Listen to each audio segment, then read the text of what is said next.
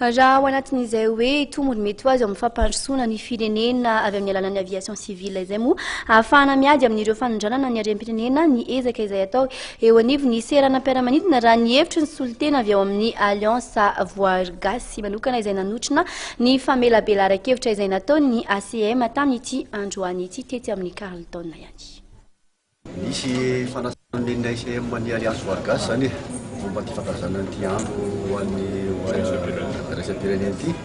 fa raha marina tato zany zay ohatrany efa nisy fandraisana tamin'ny zareo ihany fa teto zay ohatrany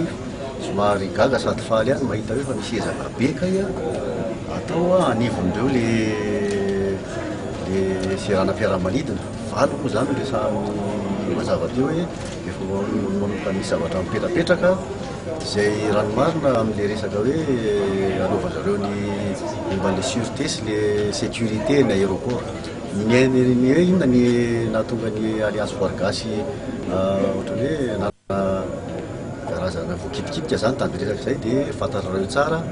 fa eo amin'le resaka le ady momban'ireo le fanondranana tsokosoko le espèce protégé atsika dia ny aéroport anisan'ny lalana andehanan'ireo le karazam-biby le arovantsika zany mety ho lany taranaka dia tena ohatrany nafinaritra mihitsy na eny hoe fa misy ezaka be mihitsy zany ataony aviation civile raha marina kelikely ihany nafantarana azy fa andro azy ro tena nahatsapa hoe raha ohatra voafehy araky ny voaresaka teo iny reo le seranam-piaramanidina valo reo tena mino zahay fa isy vokany be dia be